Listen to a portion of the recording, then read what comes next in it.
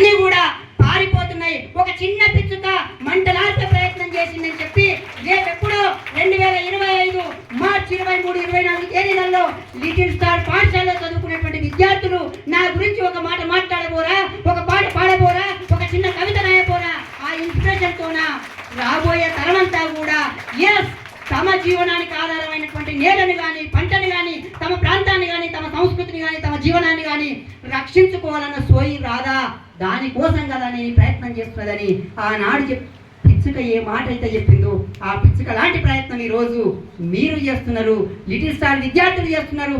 ఆ పరంపరని ఇందాక అంజనేయ సార్ చెప్పాడు. ఎప్పుడో 94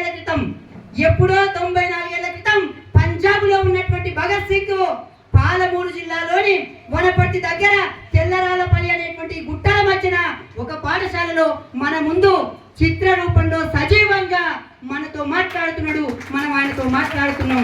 దీనికి ఆ పిచ్చుక ఒక స్ఫూర్తి. ఇది కదా ఈ పాఠశాల మనకు నేర్చుకున్నది, ఇది కదా మనం ఇక్కడ నేర్చుకోవాల్సింది. అందుకోసం కదా ఈరోజు భగత్ సింగ్ కానీ, రాజ్గురు కానీ, సుఖదేవుల యొక్క వర్ధంతిని జరుపుకుంటున్నాం. మీరు చూడండి, ఎక్కడైనా చాలా ఆశ్చర్యం వేస్తుంది. అసలు వర్ధంతి అంటే ఏమిటి? చనిపోయిన రోజు. మీరు ఎక్కడైనా చూడండి, చరిత్ర మొత్తం తిరిగే చూడండి, చనిపోయిన దినాన్ని ఎవరైనా ఉత్సవంగా జరుపుకుంటారా? ఎవరైనా? పోనీ మేము ఎవరైనా అయ్యో భగత్ సింగ్ చనిపోయిండు ఈరోజు డెత్ యానివర్సరీ ఏడుస్తున్నామా? పోనీ మీరు ఎవరైనా ఏడిసారా? లేదా 15 రోజులుగా అద్భుతమైన ఉపన్యాసం చేసిన మీ ఉపాధ్యాయులు ఎవరైనా ఏడుస్తూ మాట్లాడారా? మేము చాలా ఆనందంగా ఉన్నాం, చాలా ఆనందంగా మాట్లాడాం, మీరందరూ ఆనందంగా ఉన్నారు. డెత్ యానివర్సరీ కూడా, చావును కూడా సెలబ్రేట్ చేసుకునేంత స్థాయికి ఎదిగినటువంటి వ్యక్తి భగత్ సింగ్. చాలా అద్భుతంగా మాట్లాడారు. ఉరికమ్మం ఎక్కుతున్నప్పుడు అసలు చచ్చిపోయే డేట్ తెలిసిందనుకో ఈరోజు చచ్చిపోతాం. మనం చచ్చిపోయే తేదీ తెలిసిందంటే మనం ఈరోజు చచ్చిపోతాం. భయం అత్యంత ప్రమాదకరమైంది. కానీ భగత్ సింగ్ చచ్చిపోతున్నంటే గర్వపడ్డాడు, ఉరికొయ్యను ముద్దాడిండు. సార్ చెప్పినట్టుగా పుస్తకాలు తీసుకురండి, చదివాల్సిన పుస్తకాలు ఉన్నాయన్నాడు. చాలా ఇన్స్పైరింగ్ గా వాళ్ళ నాన్న పుస్తకం రాశాడు. అమ్మని తీసుకురావద్దు, జైలుకు అమ్మని తీసుకురావద్దు.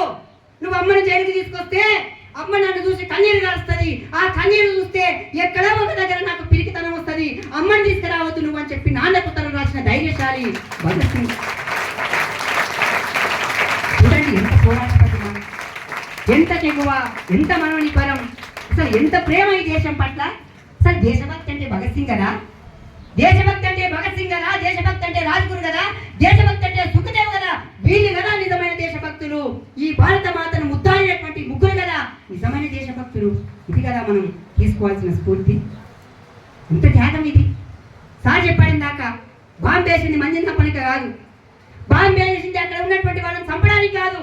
తమ వాయిస్ వినడానికి బ్రిటిష్ ప్రభుత్వం రెడీగా లేదు. మరి నా మాట వినాలంటే, మా వైపు చూడాలంటే ఏదో ఒక అద్భుతమైన పని చేయాలని చెప్పి పేదనటువంటి, నష్టం చేయనటువంటి బాంబులను తీసుకెళ్లి ఖాళీ ప్రదర్శనలు వేసి అక్కడే నిలబడి అరెస్ట్ అయ్యి తమ వాదనలు కోర్టులో వినిపించి భారతదేశం యొక్క ఆశ శృంఖలాలను పెంచడం కోసం నిరంతరం పరితపించిన యువ కిషోరాల వర్ధంతిని మనం ఈరోజు ఇక్కడ సెలబ్రేట్ చేసుకుంటున్నాం. ఒక మాట చెప్పి ముగిస్తాను నేను. మనందరికీ తెలుసు, మీ ఉపాధ్యాయుల ఉపన్యాసాలను కూడా ఆ మాటలు విన్నాం మనం. వాళ్ళ అమ్మా నాన్న పొలంలో విత్తనాలు నాడుతుంటే తను అడిగాడు. ఎందుకంటే అప్పటికే జలియన్ వాలాబాగ్ సంఘటన చూసిండు, వందలాది మందిని కిరాతకంగా చంపిన డయ్యర్ను చూసిండు, అనేక సంఘటనలు చూసిన తను అడిగాడు, అమ్మా నువ్వు ఇలా వేరుశనగ విత్తనాలు వేస్తున్నావు, వేరుశనగ పంట వస్తుంది, వరి విత్తనాలు వేస్తున్నావు, వరి పంట వస్తుంది, మొక్కజొన్న విత్తనాలు వేస్తున్నావు, మొక్కజొన్న పంట వస్తుంది కదా, మరి నేను తుపాకులు నాడుతున్నా అంటాడు. తుపాకులు నాడుతున్నా ఎందుకు నాన్న? ఎస్, మన దగ్గర తుపాకులు లేవు.